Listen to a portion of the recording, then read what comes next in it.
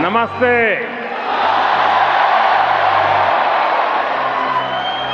की ओरा न्यूजीलैंड।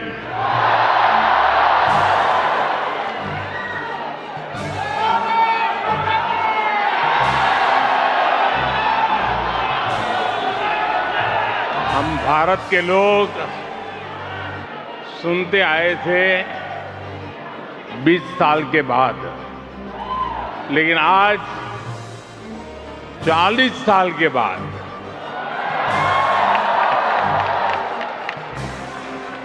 कोई भारतीय पीएम न्यूजीलैंड की धरती पर आया है।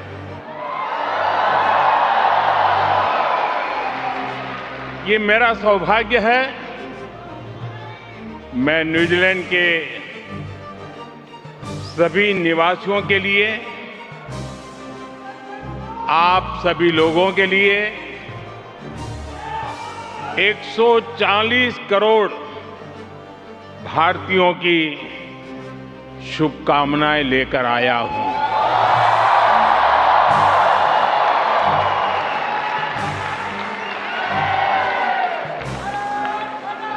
साथियों,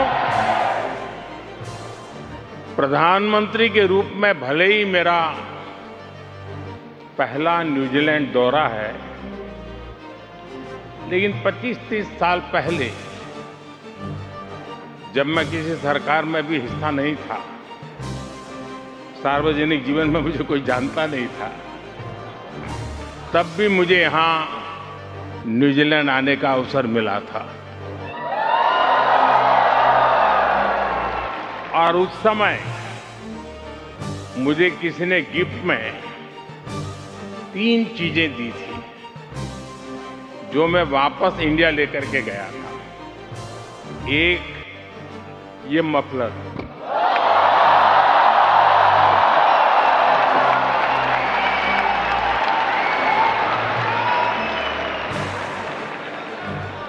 एक कैप और एक दस्ताना, क्योंकि ठंड का मौसम था।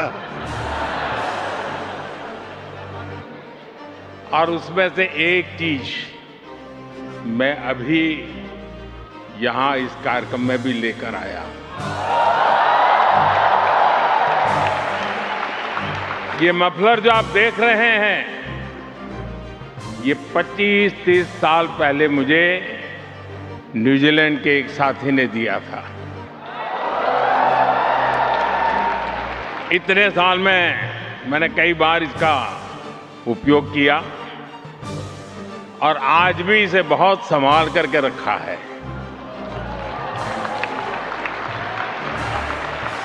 जैसे आपके प्यार को संभाल के रखता हूं।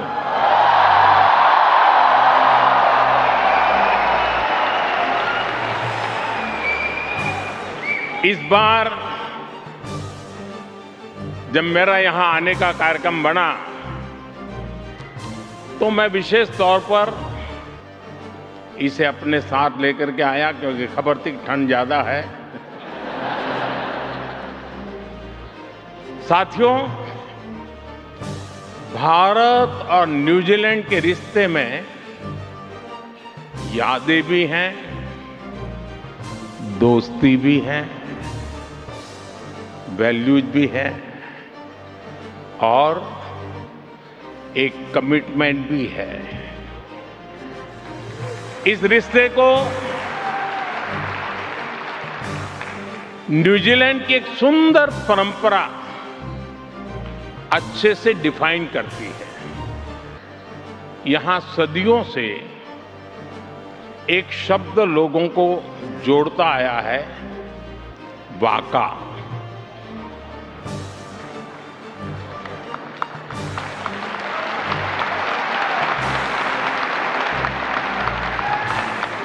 वाका सिर्फ एक नाव का नाम नहीं है। वाका हमारी शेयर्ड जर्नी की प्रतीक है।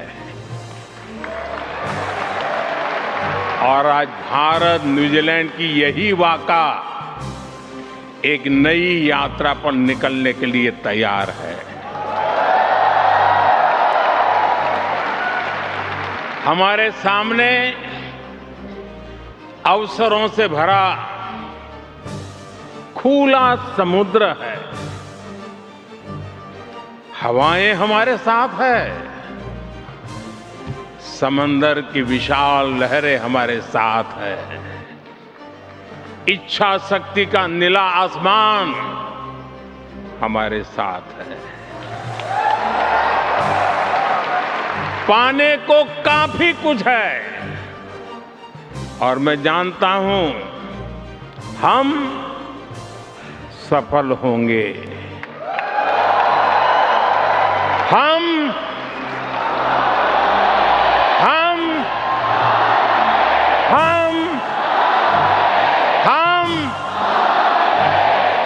साथियों, मुझे इस यात्रा की सफलता पर पूरा भरोसा है।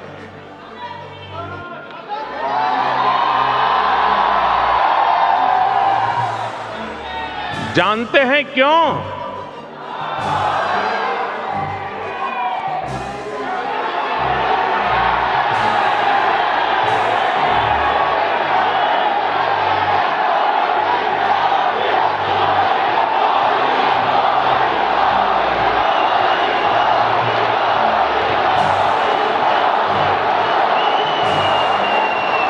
मोदी नहीं, क्योंकि इसके असली नाविक आप सभी हैं।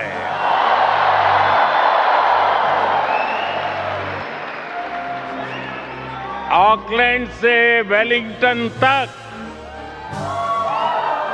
क्राइस्ट चर्च से क्वींसटाउन तक, न्यूजीलैंड के कोने कोने में फैला भारतीय समुदाय इस शेयर्ड जर्नी का एक नाविक है।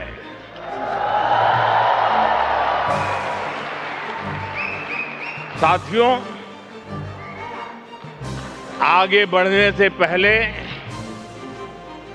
मैं अपने मित्र prime minister Christopher Luxon, New Zealand सरकार के सभी साथियों और यहां लेबर पार्टी के मेंबर्स का भी मैं अभिनंदन करूंगा। ये दिखाता है कि भारत न्यूजीलैंड रिश्तों को कितना बड़ा बाई पार्टीजन सपोर्ट है। इससे ये भी पता चलता है कि कीवी इंडियन कम्युनिटी की अचीवमेंट्स, आपका कंट्रीब्यूशन कितना बड़ा है।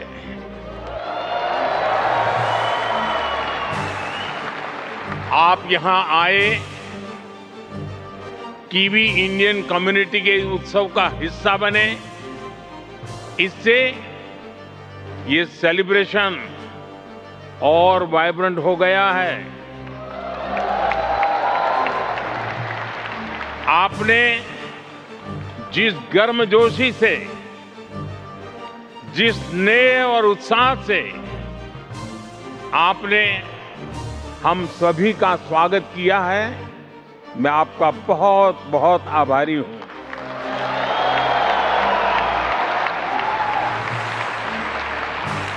वैसे एक्सेलेंसी,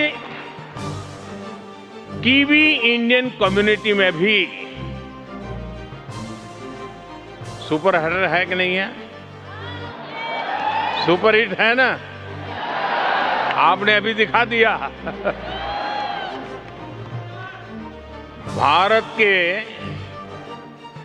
इंडिपेंडेंस डे पर, स्वतंत्रता दिवस पर आपने क्रिस हिपकिंस के साथ मिलकर दमादम मस्त कलंदर गाने पर जो डांस किया,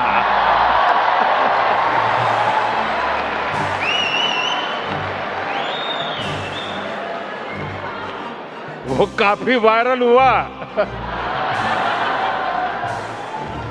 आपके वो मूव कीवी इंडियन के दिलों में छप गए हैं। साथियों, न्यूजीलैंड वाकई एक अद्भुत देश है।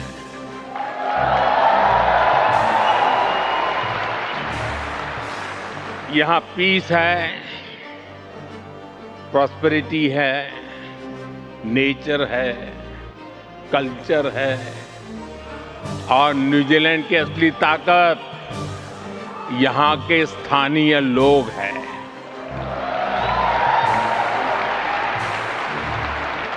न्यूजीलैंड के लोगों ने दिखाया है कि कोई देश जब एक जुनून, एक जज्बे के साथ आगे बढ़ता है तो वो दुनिया को इंस्पायर करता है। यहां जो कीवी इंडियन कम्युनिटी है, आप सभी को भी न्यूजीलैंड के दिलदार लोगों ने बहुत प्रेम से अपनाया है, अपनी टीम का हिस्सा बनाया है। उन्होंने आपके टैलेंट, आपके विजन पर ट्रस्ट किया है। और आज देखिए, न्यूजीलैंड की इकोनॉमी हो, यहां की सोसाइटी हो, कीवी इंडियंस नए नए रंग भर रहे हैं। न्यूजीलैंड वो जगह है जहां निखिल रविशंकर एयर न्यूजीलैंड के सीईओ बन सकते हैं।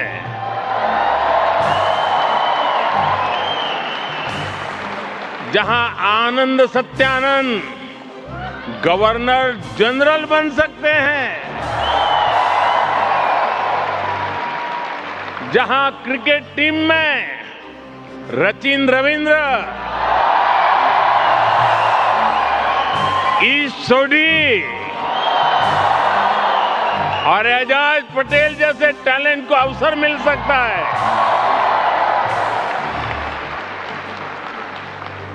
न्यूजीलैंड वो जगह है जहां की सड़कों में भी भारतीय शहरों को सम्मान दिया गया है। कहीं खंडाला है, वो सिनेमा वाला खंडाला नहीं, कहीं बॉम्बे हिल्स है, कहीं कोरोमंडल है, कलकत्ता स्ट्रीट है, दिल्ली क्रिसेंट, अमृतसर स्ट्रीट, ऐसे कितने ही नाम हैं।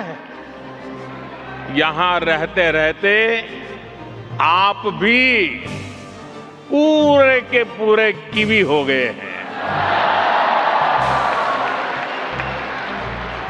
जैसे मुझे बताया गया है कि किसी भी विषय पर बात शुरू कीजिए, थोड़ी ही देर में बात मौसम पर पहुंच ही जाती है।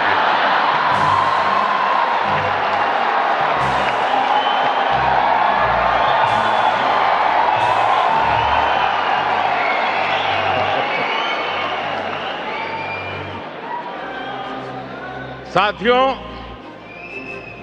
मैं न्यूजीलैंड की लीडरशिप से भी जब भी मिला हूं, वो आप सभी की बहुत प्रशंसा करते हैं। प्रशंसा आपकी होती है और माथा मेरा ऊंचा होता है।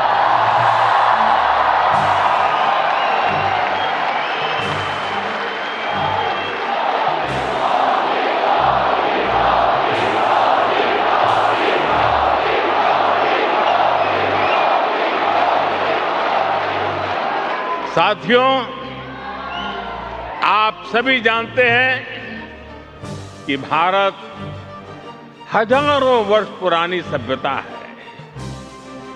जो आज अपनी प्राचीनता को सहेजते हुए आधुनिकता को स्वीकार कर रहा है। हर युग में, हर दौर में भारत ने खुद को ट्रांसफॉर्म किया है और इसका कारण है हमारी सीखने की ललक। भारत सबसे सीखता है। हमारे लिए सामने वाले देश की जनसंख्या नहीं, जन कल्याण की भावना मायने रखती है।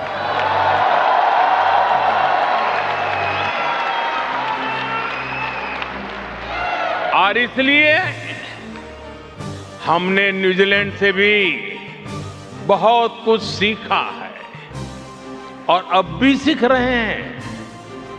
न्यूजीलैंड दुनिया का वो देश है जिसने सबसे पहले महिलाओं को वोटिंग का राइट दिया था।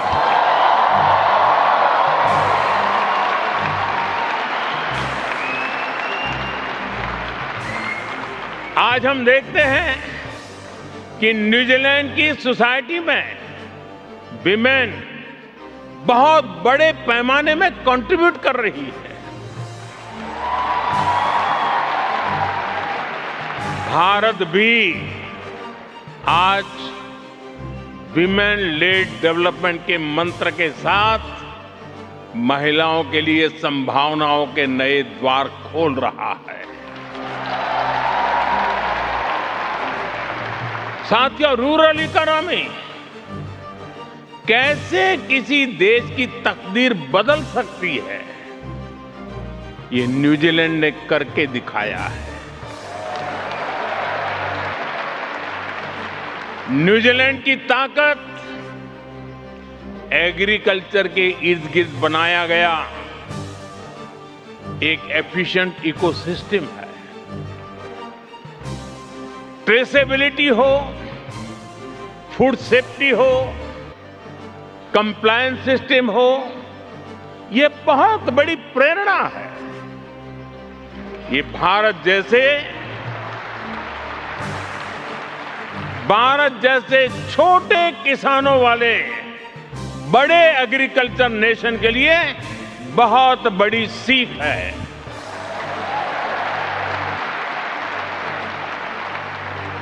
न्यूजीलैंड ने जेस्प्री मॉडल से दिखाया है कि छोटे किसान भी बाजार के एक बड़े ब्रांड बन सकते हैं।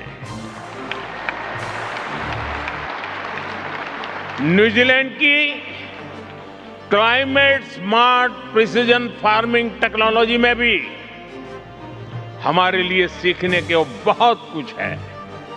साथियों, यहां के मानुका हनी को लिक्विड गोल्ड कहा जाता है।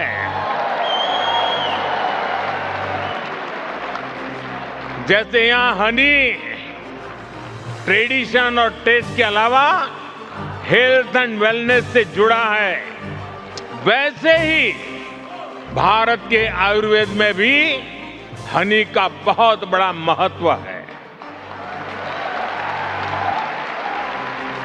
आपको ये जानकर अच्छा लगेगा कि भारत में भी हम बी कीपिंग को लेकर एक मिशन चला रहे हैं। इससे भारत में हनी प्रोडक्शन में काफी बढ़ोतरी हुई है और आजकल तो हिमालय की ऊंचाइयों से जो हनी आता है वो गोल्ड का डायमंड बनता जा रहा है।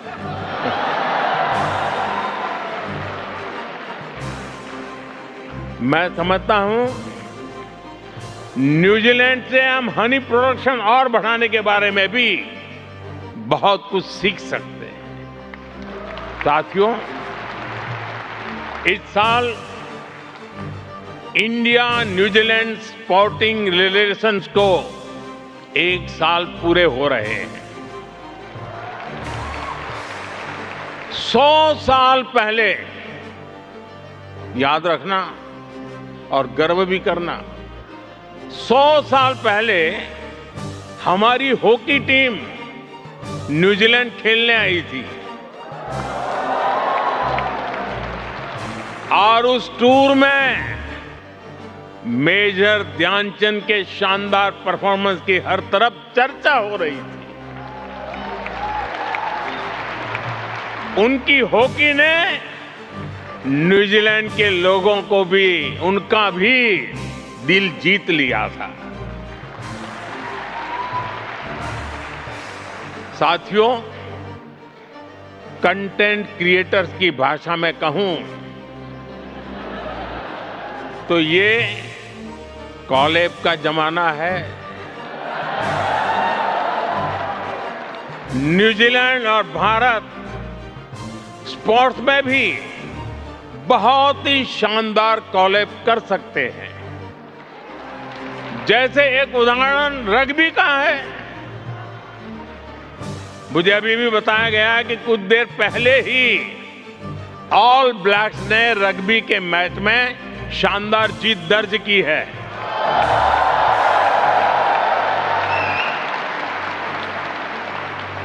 भारत रग्बी में न्यूजीलैंड से सीखना चाहता है।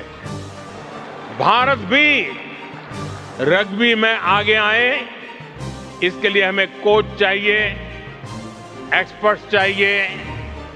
इसमें न्यूजीलैंड हमारी बहुत मदद कर सकता है। हाल ही में भुवनेश्वर में न्यूजीलैंड रग्बी और रग्बी इंडिया के कोचिंग प्रोग्राम को मैं एक अच्छी शुरुआत मानता हूं। साथियों, आज यहां आने से पहले मैं यहां न्यूजीलैंड के एक स्पोर्ट्स स्टार्टअप इवेंट में गया था। स्पोर्ट्स टेक में हो रहे इनोवेशंस ने, नए आइडियाज ने वाकई मुझे प्रभावित किया। मुझे विश्वास है कि हम स्पोर्ट्स टेक में साथ मिलकर काफी कुछ कर सकते हैं। भारत और न्यूजीलैंड का फ्यूचर आपस में जुड़ा हुआ है। इसका एक उदाहरण स्पेस सेक्टर भी है। भारत का चंद्रयान जब मून के साउथ पोल पर लैंड किया,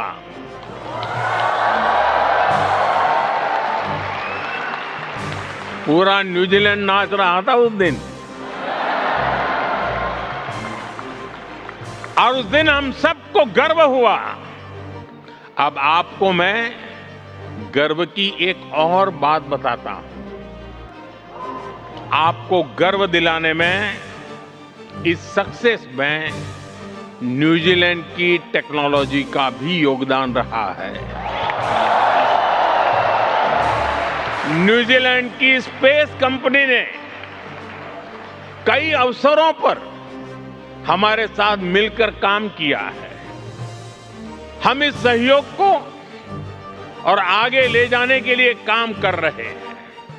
साथियों, स्पेस सेक्टर ये बताने के लिए काफी है कि भारत और न्यूजीलैंड की इकोनॉमी एक दूसरे को कितना कुछ दे सकती है। यही हमारे ट्रेड एग्रीमेंट की भी स्पिरिट है। ये ट्रेड एग्रीमेंट विकसित भारत की तरफ हमारी यात्रा को गति देगा। भारत और न्यूजीलैंड दोनों के बिजनेस को नए अवसर देगा।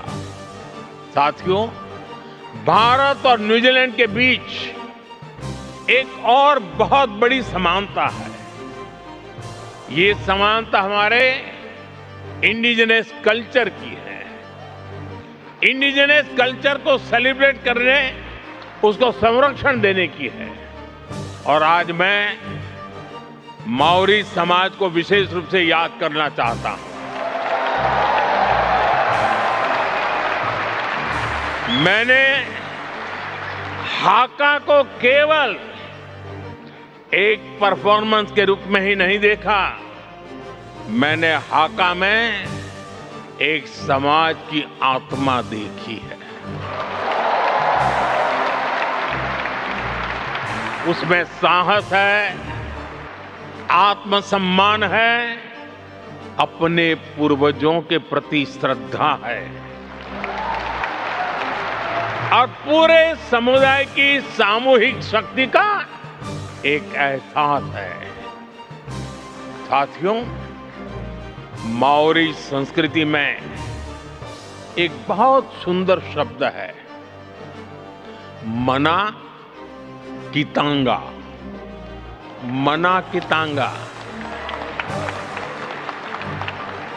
इसका मतलब है सम्मान देना, अपनापन देना और पूरे मन से उसकी देखभाल करना।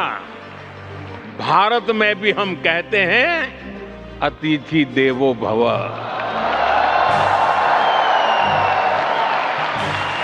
शब्द अलग है, परिवेश अलग है, पहनाव अलग है, भाषाएं अलग है, लेकिन भावना बिल्कुल एक ही है। ऐसे ही माओरी संस्कृति में परिवार के लिए एक सुंदर शब्द है, फानो, यानी परिवार। इसमें कई पीढ़ियां होती हैं, रिश्ते होते हैं, पूरा समुदाय होता है।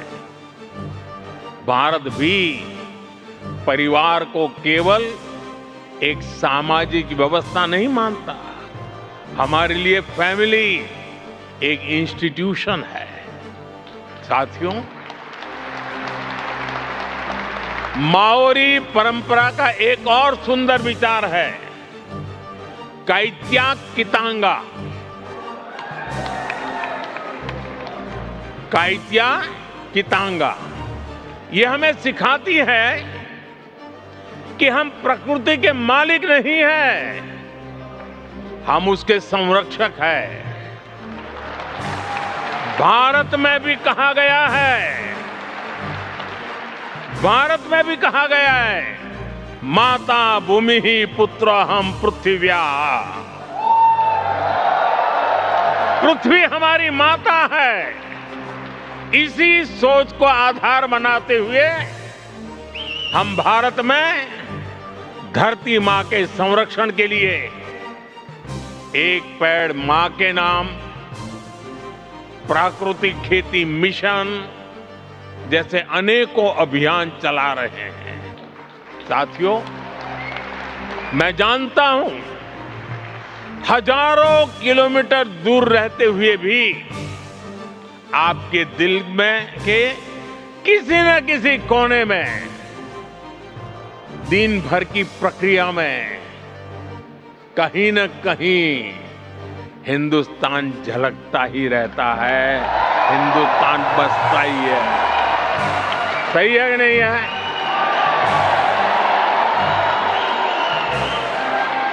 शरीर यहां होगा, मन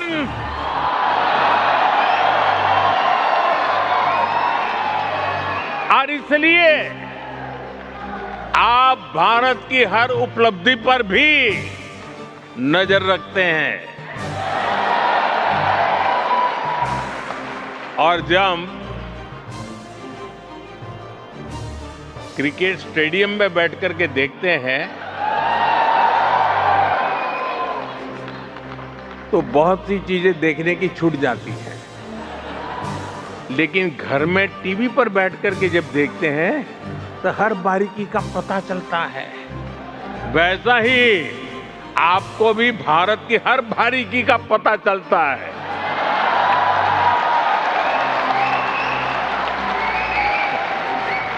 और यही बात हमें सबसे खास बनाती है। भारतीय देश से बाहर जिस देश में रहते हैं, वहां उस देश की प्रगति में पूरी तरह मदद करते हैं। और अपने देश की विकास की भी जानकारी रखते हैं। साथियों, हम जितना प्यार जन्मभूमि को करते हैं, उतना ही समर्पण कर्मभूमि को भी करते हैं।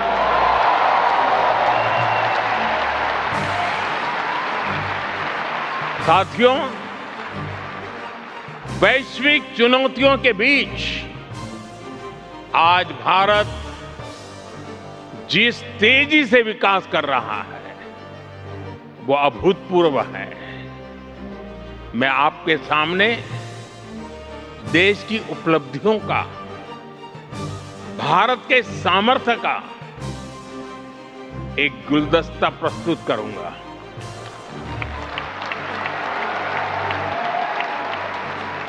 ये गुलदस्ता मैं आपके लिए लेकर के आया हूं।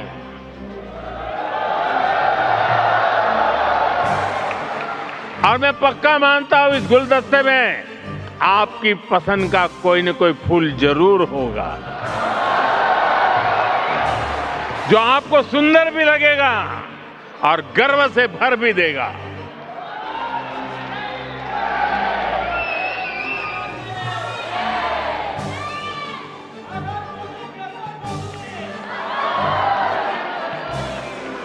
तो आप तैयार हैं?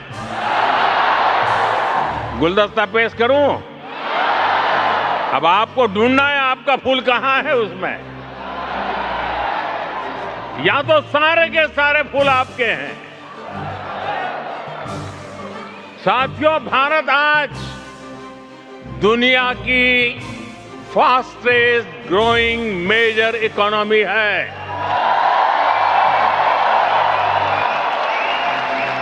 भारत दुनिया का सबसे बड़ा वैक्सीन प्रोड्यूसर है। भारत मोबाइल डेटा कंजम्पशन में दुनिया के अग्रणी देशों में है। आज भारत दुनिया का दूसरा सबसे बड़ा मोबाइल मैन्युफैक्चरर है। आज भारत दुनिया का दूसरा सबसे बड़ा टेलीकॉम मार्केट है। आज भारत दुनिया का दूसरा सबसे बड़ा व्हीट प्रोड्यूसर है। आज भारत दुनिया का सबसे बड़ा मिल्क प्रोड्यूसर है। आज भारत दुनिया का दूसरा सबसे बड़ा फिश प्रोड्यूसर है। साथियों, इतना ही नहीं, आज भारत दुनिया का तीसरा सबसे बड़ा ऑटोमोबाइल मार्केट है। आज भारत दुनिया का तीसरा सबसे बड़ा स्टार्टअप इकोसिस्टम बन चुका है। भारत बहुत जल्द दुनिया का तीसरा सबसे बड़ा रिन्यूएबल एनर्जी प्रोड्यूसर बनने जा रहा है। सोलर एनर्जी कैपेसिटी में भी भारत दुनिया के बड़े देशों में शामिल हो चुका है। साथियों, आज का भारत दुनिया को विकास के नए मॉडल भी दे रहा है। आज भारत दुनिया के सबसे बड़े डिजिटल आइडेंटिटी प्लेटफॉर्म का सफल संचालन कर रहा है। आज भारत में यूपीआई के माध्यम से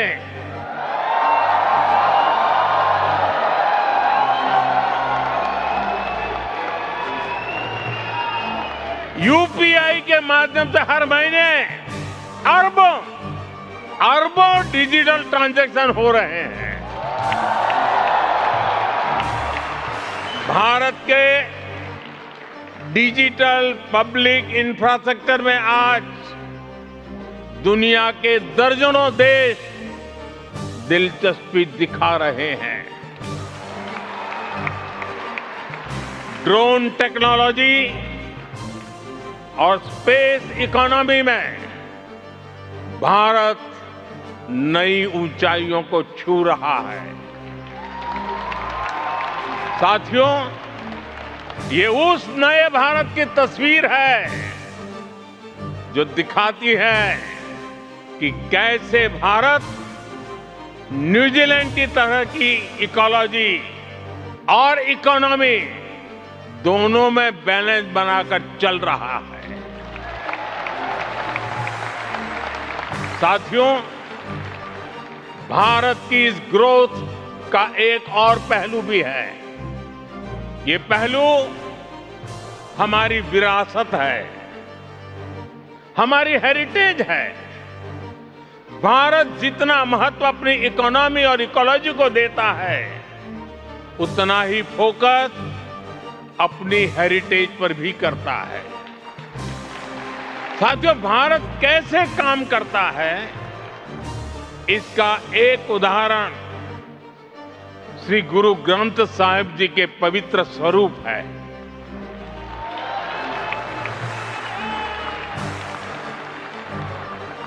जब अफगानिस्तान में संकट आया तो हम गुरु ग्रंथ साहब के पवित्र स्वरूपों को पूरे मान के साथ भारत लेकर आए।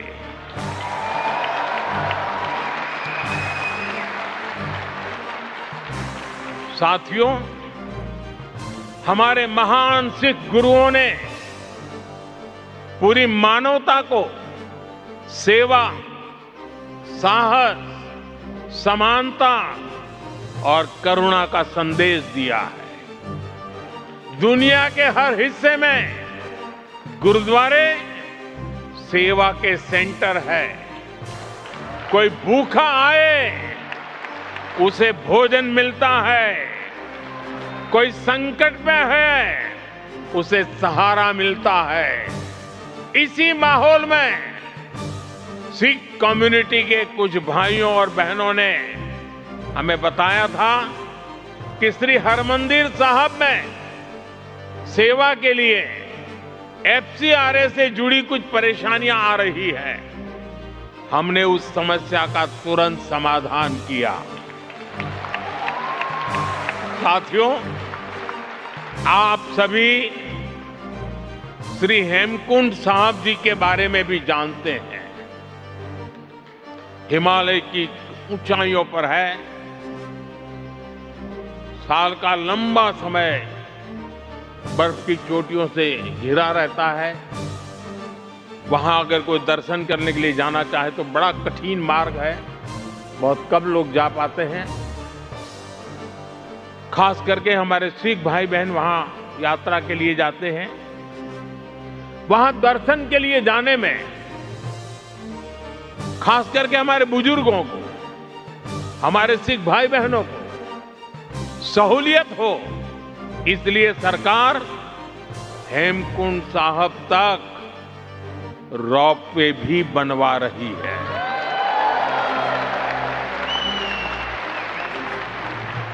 साथियों, हमारी ही सरकार ने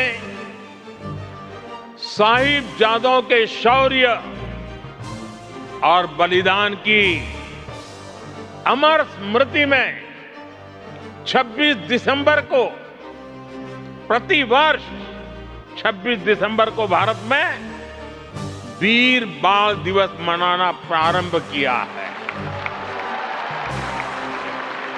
आज यह दिवस पूरे देश के लिए प्रेरणा का पर्व बन चुका है। आज केरलम से लेकर असम तक बच्चा बच्चा भी चारों साहिबजादों और माता गुजरी के बलिदान के बारे में जानने लगा है। वीर बाल दिवस ने भारत के अनगिनत बच्चों के मन में, युवाओं के हृदय में अटूट साहस का संचार किया है। साथियों, मैं आपसे पवित्र जोड़े साहब की भी बात आज करना चाहता हूं। मेरी सरकार में मेरे एक साथी हैं श्रीमान हरदीप पुरी जी। पुरी परिवार के पूर्वज श्री गुरु गोविंद सिंह जी के सेवादार थे। हरदीप पुरी जी ने मुझे यह बताया था कि उनके परिवार ने श्री गुरु गोविंद सिंह जी और माता साहिब कौर जी के जोड़े साहब 300 साल से संजो के रखे हैं। बंटवारे के समय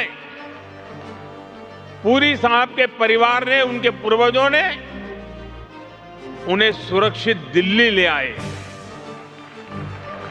पवित्र जोड़े साहब को उनका परिवार सिख संगत को सौंपना चाहता था, जिससे कि ज्यादा से ज्यादा लोग इनके दर्शन कर सके।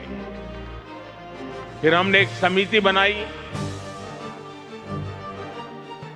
जो सिख परंपराओं को जानते हैं, जानकारों की हमने एडवाइस ली और हमने निर्णय लिया कि इन पवित्र जोड़े साहब को वहां ले जाया जाए जहां श्री गुरु गोविंद सिंह जी के चरण पहली बार पावन भूमि पर आए, जहां उनका जन्म हुआ, यानी हमारे श्री पटना साहिब। मुझे बहुत खुशी है कि अब ये पवित्र जोड़े साहब पटना साहिब की पावन भूमि पर है और ये मेरा सौभाग्य है तो उस पवित्र अवसर का मुझे साक्षी बनने का, वहां मौजूद रहने का सौभाग्य मिला था। मैं आपसे भी आग्रह करूंगा कि जब भी भारत जाएं, पटना साहिब में उनके दर्शन जरूर करें। साथियों, आज मैं यहां से बहुत सारा विश्वास, बहुत सारा प्यार और बहुत सारी स्मृतियां लेकर जा रहा हूं और मैं आपसे ये भी कहूंगा, इस बार भारतीय पीएम को न्यूजीलैंड आने में 40 साल लगे हैं, लेकिन अब इतना लंबा इंतजार आपको नहीं करना पड़ेगा।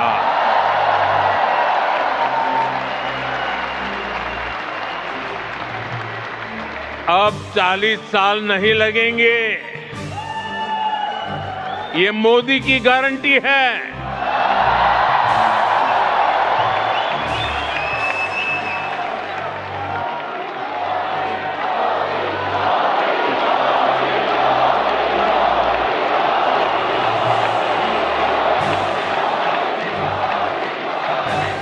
और मोदी की गारंटी मतलब गारंटी पूरा होने की गारंटी।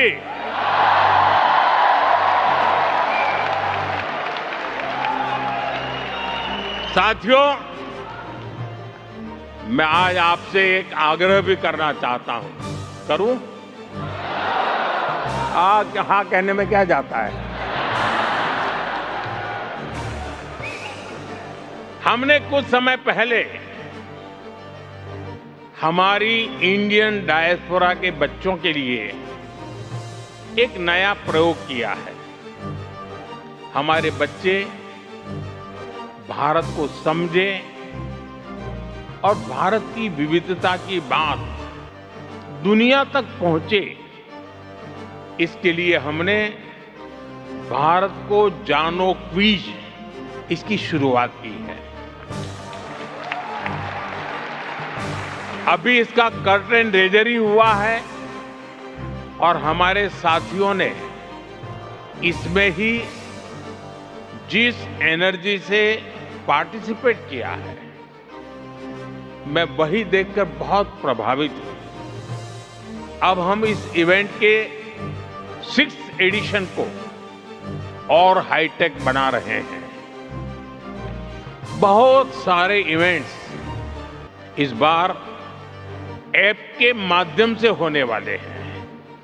मेरा आग्रह है यहां जितने भी युवा साथी हैं वो इस कार्यक्रम का हिस्सा बने, भारत को जाने और भारत की विरासत को न्यूजीलैंड के लोगों के साथ जोड़ें। साथियों, मैं एक शानदार फ्यूचर सामने देख रहा हूं।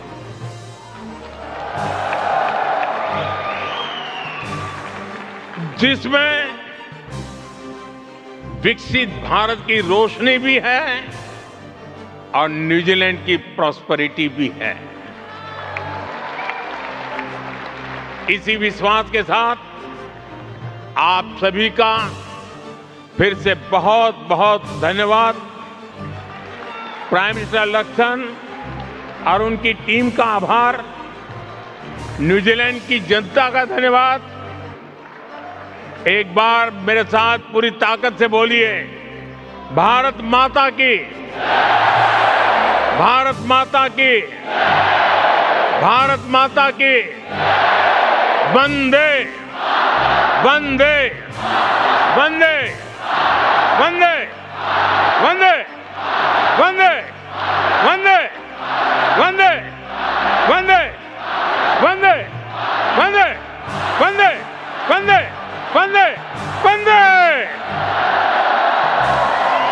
Thank you. की ओरा।